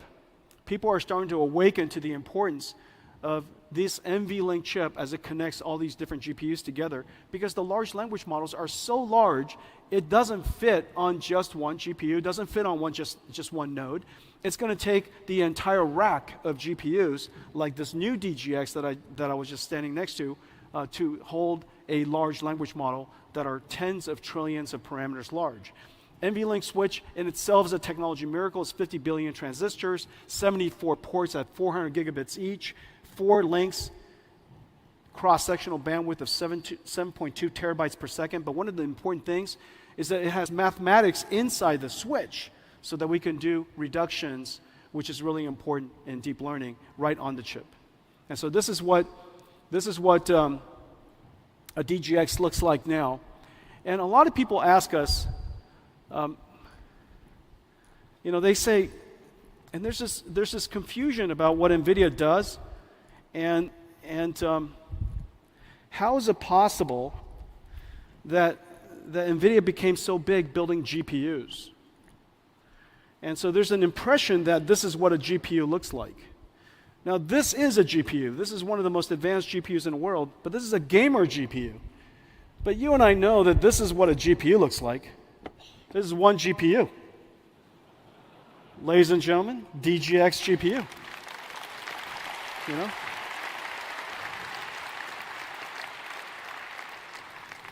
The back of this GPU is the NVLink spine. The NVLink spine is 5,000 wires, 2 miles. And it's right here. This is an NVLink spine. And it connects 72 GPUs to each other. This is an electrical, mechanical miracle. The transceivers makes it possible for us to drive the entire length in copper. And as a result, this switch, the NVLink switch, driving the NVLink spine in copper, makes it possible for us to save 20 kilowatts in one rack. 20 kilowatts could now be used for processing. Just an incredible achievement. So this is the NVLink spine.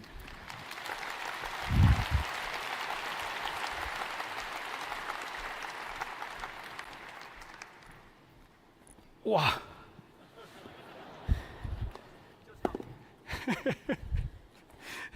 I went down today.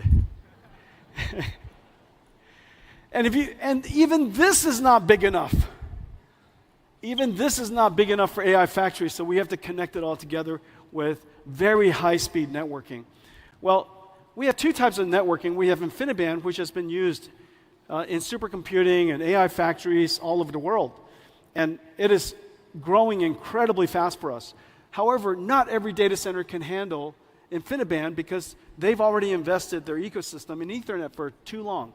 And it does take some specialty and some expertise to manage InfiniBand switches and InfiniBand networks. And so what we've done is we've brought the capabilities of InfiniBand to the Ethernet architecture, which is incredibly hard. And the reason for that is this. Ethernet was designed for high average throughput. Because every single node, every single computer is connected to a different person on the internet, and most of the communications is the data center with somebody on the other side of the internet. However, deep learning and AI factories, the GPUs are not communicating with people on the internet mostly, it's communicating with each other. They're communicating with each other because they're collecting partial products, and they have to reduce it and then redistribute it. Chunks of partial products, reduction, redistribution. That traffic is incredibly bursty. And it is not the average throughput that matters, it's the last arrival that matters. Because if you're reducing, collecting partial products from everybody, if I'm trying to take all of your So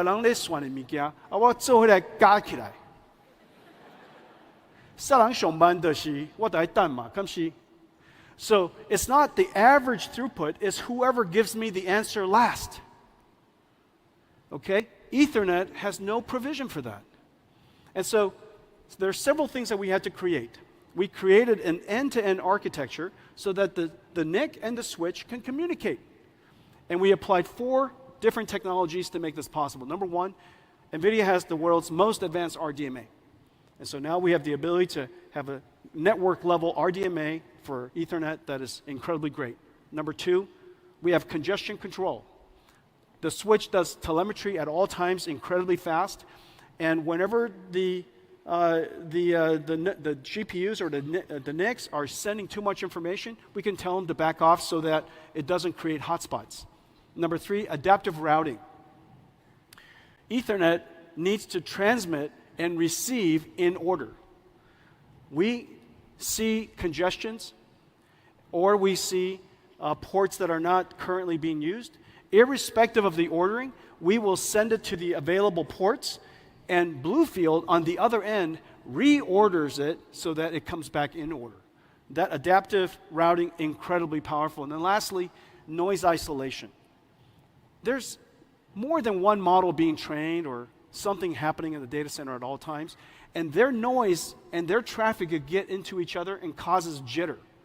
And so when the noise of one model training causes the last arrival to end up too late, it really slows down the training. Well, overall, remember, you have built a $5 billion or $3 billion data center, and you're using this for training. If the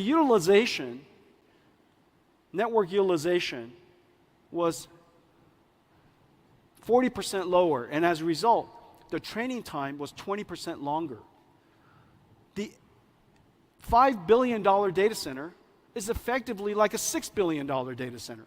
So the cost is incredible. The cost impact is quite high.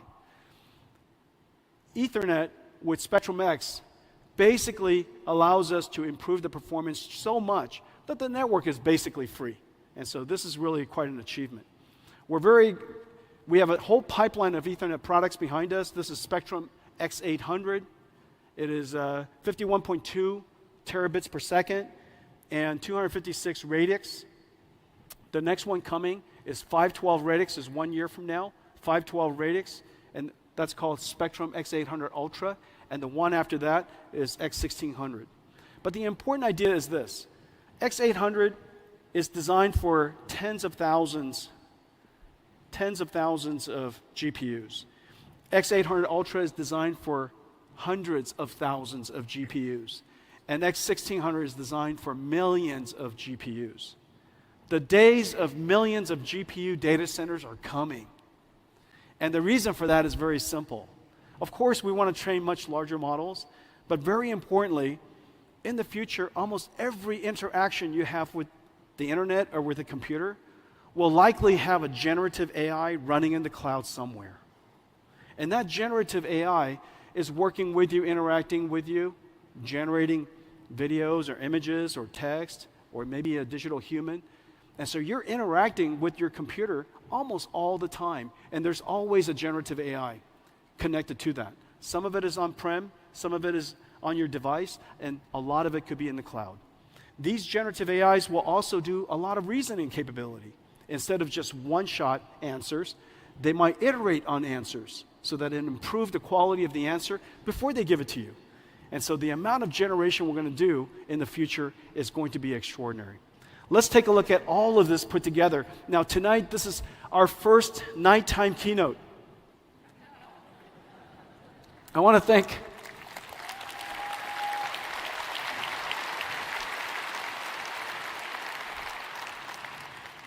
all of you for coming out tonight at 7 o'clock.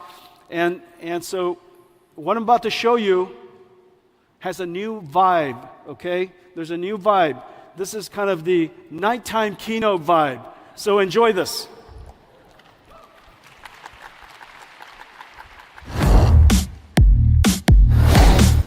Blackwell.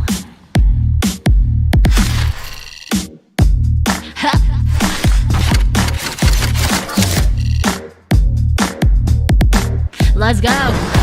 Go, go, go, go. Okay.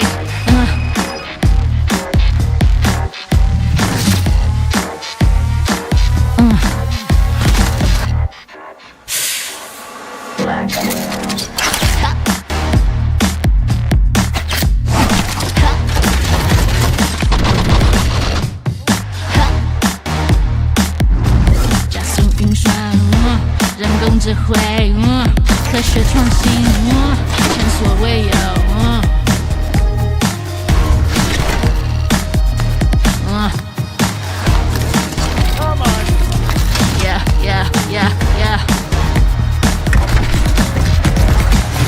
Get it, y'all. Get it, y'all. out.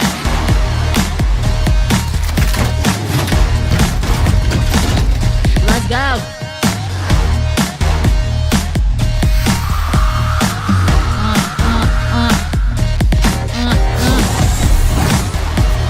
The more you buy, the more you save. With top AI, tailor-made, faster than the speed of light. Efficient, best to date. 加速运算，人工智慧，科学创新。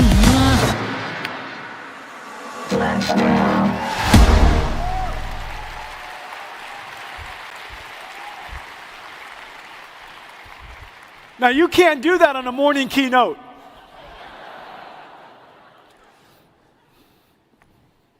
I think that style of keynote has never been done in Computex ever. Might be the last.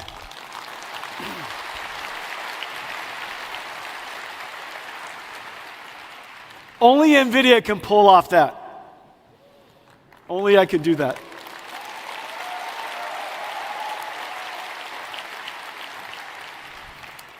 Blackwell, of course, is the first generation of NVIDIA platforms that was launched at the beginning, right as the world knows the generative AI era is here. Just as the world realized the importance of AI factories, just as the beginning of this new industrial revolution. We have so much support. Nearly every OEM, every computer maker, every CSP, every GPU cloud, sovereign clouds, even telecommunication companies, enterprises all over the world. The amount of success, the amount of adoption, the amount of enthusiasm for Blackwell is just really off the charts, and I want to thank everybody for that.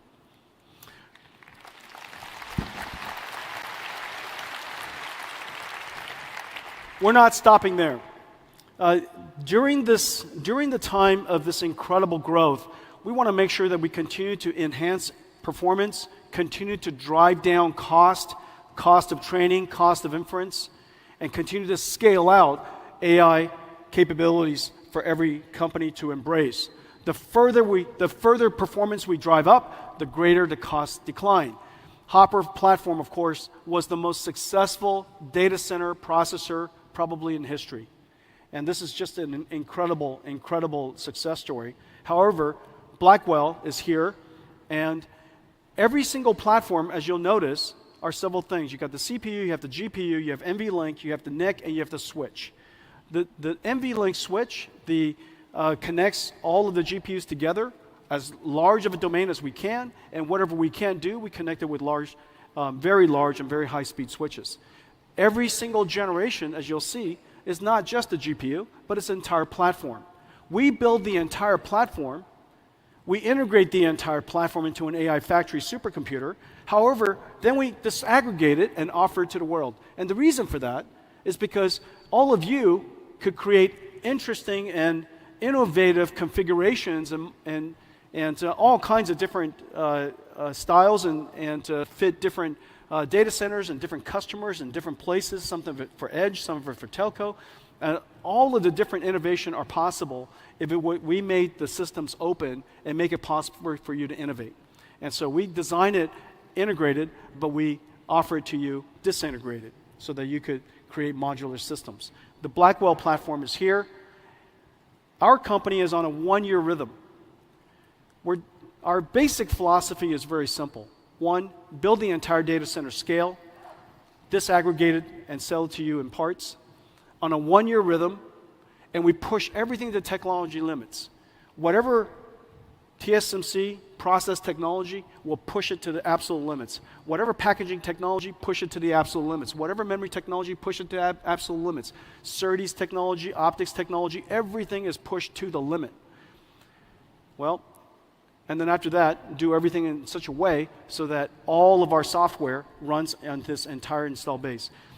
Software inertia is the single most important thing in computers. When a computer is backwards compatible and is architecturally compatible with all the software that has already been created, your ability to go to market is so much faster. And so the velocity is incredible when we can take advantage of the entire install base of software that has already been created. Well, Blackwell is here.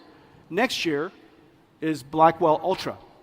Just as we had H100 and H200, you'll probably see some pretty exciting new generation from us for Blackwell Ultra.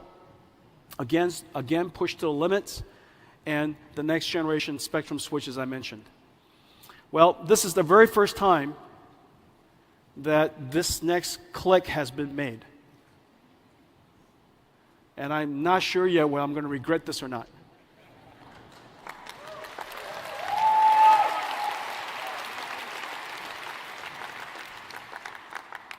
We have code names in our company, and we try to keep them very secret. Oftentimes, most of the employees don't even know. But our next generation platform is called Rubin. The Rubin platform, I'm not going to spend much time on it. I know what's going to happen. You're going to take pictures of it, and you're going to go look at the fine prints, and feel free to do that. So we have the Rubin platform, and 1 year later, we'd have the Rubin Ultra platform. All of these chips that I'm showing you here are all in full development, 100% of them. And the rhythm is 1 year at the limits of technology, all 100% architecturally compatible. So this is basically what NVIDIA is building, and all of the richness of software on top of it. So in a lot of ways, the last 12 years, from that moment of ImageNet and us realizing that the future of computing was going to radically change to today, is really exactly as I was holding up earlier, GeForce pre-2012 and NVIDIA today. The company has really transformed tremendously, and I want to thank all of our partners here for supporting us every step along the way. This is the NVIDIA Blackwell platform.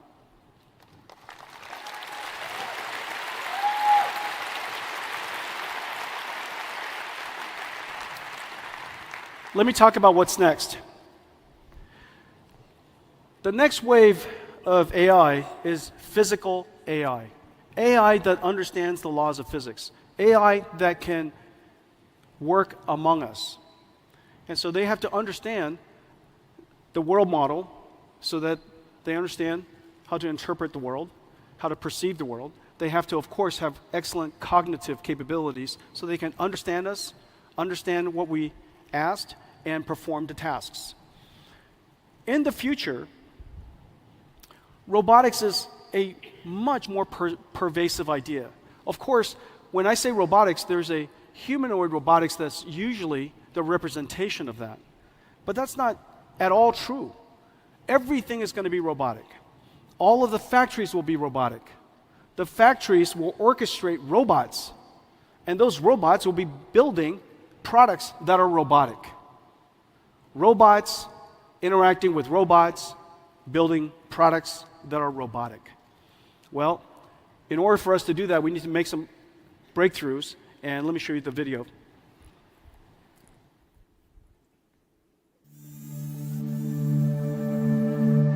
The era of robotics has arrived.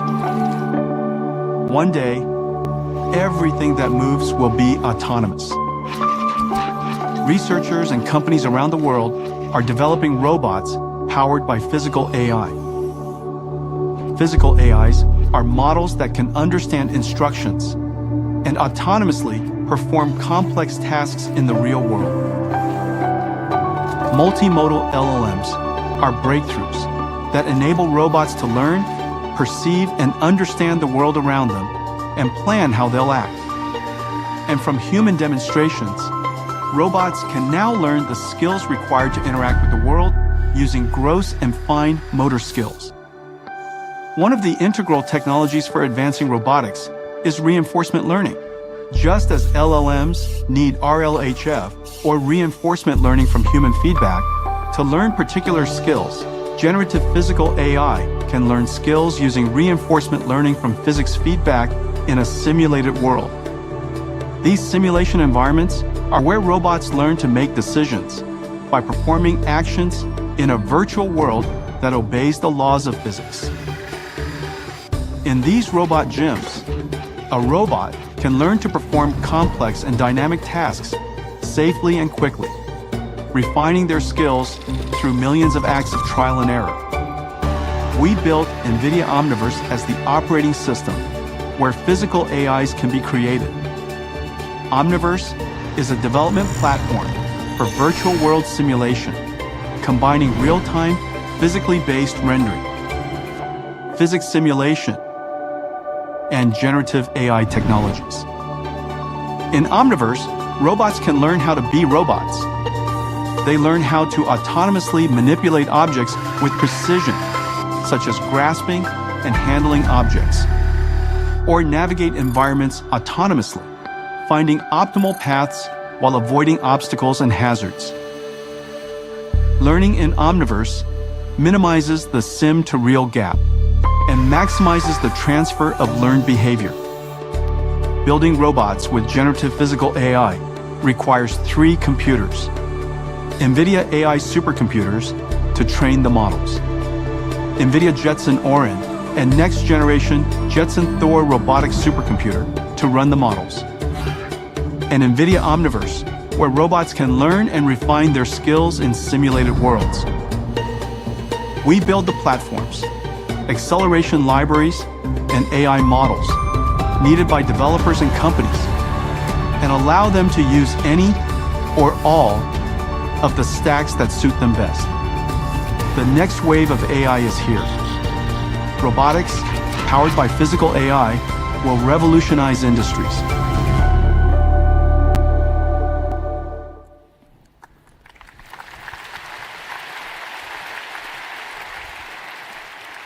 This isn't the future, this is happening now. There are several ways that we're going to serve the market. The first, we're going to create platforms for each type of robotic systems. One for robotic factories and warehouses. One for robots that manipulate things. One for robots that move. And one for robots that are humanoid. And so each one of these robotics platform is like almost everything else we do. A computer, acceleration libraries, and pre-trained models. Computers, acceleration libraries, pre-trained models. And we test everything, we train everything, and integrate everything inside Omniverse, where Omniverse is, as the video was saying, where robots learn how to be robots. Now, of course, the ecosystem of robotic warehouses is really, really complex. It takes a lot of companies, a lot of tools, a lot of technology to build a modern warehouse. And warehouses are increasingly robotic. One of these days will be fully robotic. And so in each one of these ecosystems, we have SDKs and APIs that are connected into the software industry, SDKs and APIs connected into edge AI industry and companies, and then also, of course, systems that are designed for PLCs and robotic systems for the ODMs. It's then integrated by integrators created for ultimately building warehouses for customers. Here we have an example of Kenmac building a robotic warehouse for Giant Group.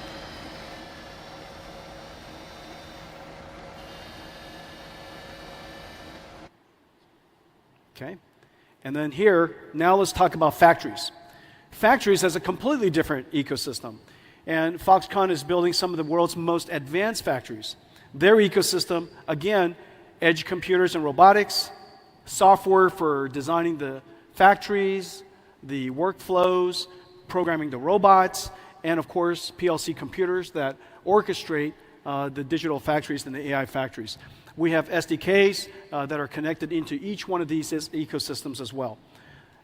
This is happening all over Taiwan. Foxconn is building digital twins of their factories. Delta is building digital twins of their factories. By the way, half is real, half is digital, half is Omniverse. Pegatron is building digital twins of their robotic factories. Wistron is building digital twins of their robotic factories. And this is really cool. This is a video of Foxconn's new factory. Let's take a look. Demand for NVIDIA accelerated computing is skyrocketing as the world modernizes traditional data centers into generative AI factories. Foxconn, the world's largest electronics manufacturer, is gearing up to meet this demand by building robotic factories with NVIDIA Omniverse and AI.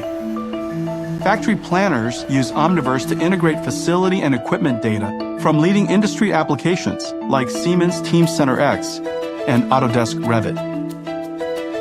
In the digital twin, they optimize floor layout and line configurations and locate optimal camera placements to monitor future operations with NVIDIA Metropolis-powered Vision AI.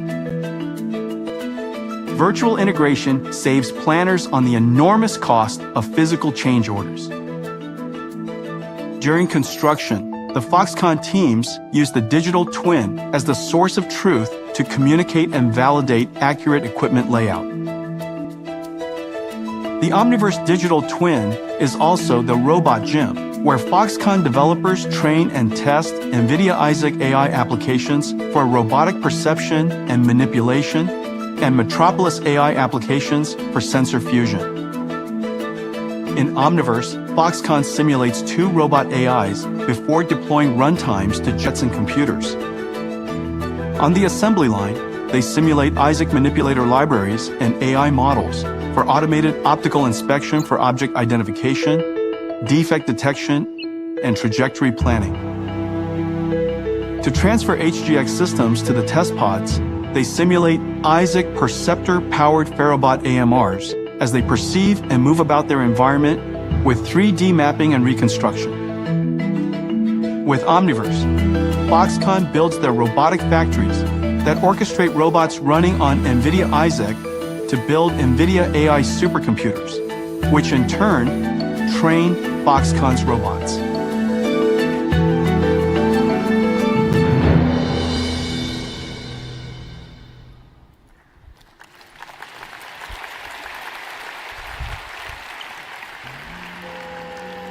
So, a robotic factory is designed with 3 computers. Train the AI on NVIDIA AI. You have the robot running on the PLC systems for orchestrating the factories, and then you, of course, simulate everything inside Omniverse. Well, the robotic arm and the robotic AMRs are also the same way, 3 computer systems. The difference is the 2 Omniverses will come together. So they'll share one virtual space. When they share one virtual space, that robotic arm will become inside the robotic factory. And again, three computers, and we provide the computer, the acceleration layers, and pre-trained AI models. We've connected NVIDIA Manipulator and NVIDIA Omniverse with Siemens, the world's leading industrial automation software and systems company. This is really a fantastic partnership, and they're working on factories all over the world. Semantic Pick AI now integrates Isaac Manipulator, and Semantic Pick AI operates ABB, KUKA, Yaskawa, Fanuc, Universal Robotics, and TechMan. And so Siemens is a fantastic integration. We have all kinds of other integrations. Let's take a look. ArcBest is integrating Isaac Perceptor into VoxSmart autonomy robots for enhanced object recognition and human motion tracking in material handling. BYD Electronics is integrating Isaac Manipulator and Perceptor into their AI robots to enhance manufacturing efficiencies for global customers. Idealworks is building Isaac Perceptor into their IWOS software for AI robots in factory logistics. Intrinsic, an Alphabet company, is adopting Isaac Manipulator into their flow state platform to advance robot grasping. Gideon is integrating Isaac Perceptor into Tray AI-powered forklifts to advance AI-enabled logistics. Argo Robotics is adopting Isaac Perceptor into Perception Engine for advanced vision-based AMRs. Solomon is using Isaac Manipulator AI models in their AccuPick 3D software for industrial manipulation. Techman Robot is adopting Isaac Sim and Manipulator into TMFlow, accelerating automated optical inspection. Teradyne Robotics is integrating Isaac Manipulator into Polyscope X for cobots and Isaac Perceptor into Mir AMRs. Vention is integrating Isaac Manipulator into Machine Logic for AI manipulation robots. Robotics is here. Physical AI is here. This is not science fiction, and it's being used all over Taiwan, and it's just really, really exciting. And that's the factory, the robots inside, and of course, all the products are going to be robotics. So there are two very high volume robotics products. One, of course, is the self-driving car, or cars that have a great deal of autonomous capability. NVIDIA, again, builds the entire stack. Next year, we're going to go to production with the Mercedes fleet, and after that, in 2026, the JLR fleet. We offer the full stack to the world. However, you're welcome to take whichever parts, whichever layer of our stack, just as the entire drive stack is open. The next high-volume robotics product that's going to be manufactured by robotic factories with robots inside will likely be humanoid robots. And this has great progress in recent years in both the cognitive capability because of foundation models and also the world understanding capability that we're in the process of developing. I'm really excited about this area because obviously the easiest robot to adapt into the world are humanoid robots because we built the world for us. We also have the most amount of data to train these robots than other types of robots because we have the same physique.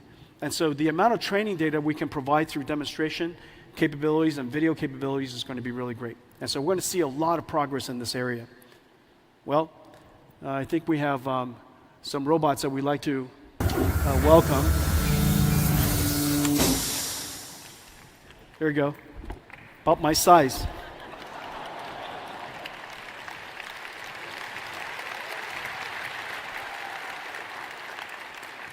And we have some friends to join us. So the future of robotics is here. The next wave of AI, and of course, you know, Taiwan builds computers with keyboards. You build computers for your pocket. You build computers for data centers in the cloud. In the future, you're going to build computers that walk and computers that roll, you know, around. And so these are all just computers. And as it turns out, the technology is very similar to the technology of building all of the other computers that you already built today. So this is going to be a really extraordinary journey for us. Well, I want to thank.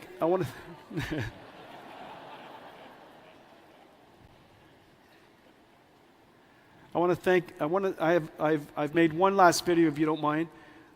Something that we really enjoyed making, and if you let's run it.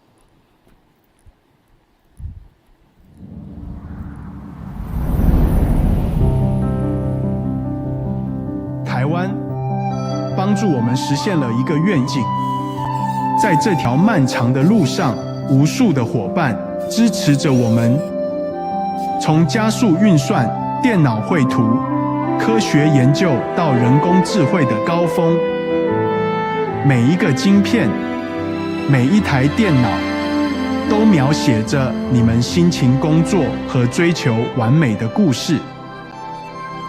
台湾是无名的英雄，却是世界的支柱。一起，我们推动了产业的复兴，辛勤的耕耘，让我们能够踏入崭新运算的领域。其中，我们制作的电脑会转化成新型的工厂，制造珍贵无比的人工智慧。亲爱的伙伴们，你们是 AI 产业革新的后盾。无论面对多大的风浪，你始终稳如磐石。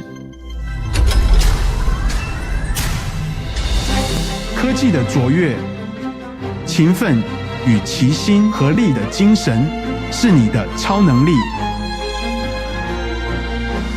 没有你，我们的愿景只是一个无法实现的梦想。与你同行，我们勇往直前，创造智慧与便利的生活，对抗疾病和自然灾害，让我们的世界变得更美好。谢谢你，台湾。让我们继续为这段 AI 创新之旅，打造一个成功和繁荣的产业。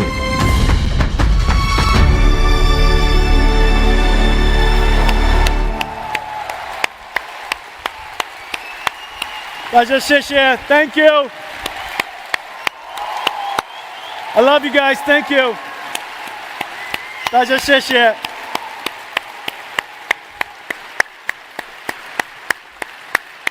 Thank you all for coming. Have a great Computex.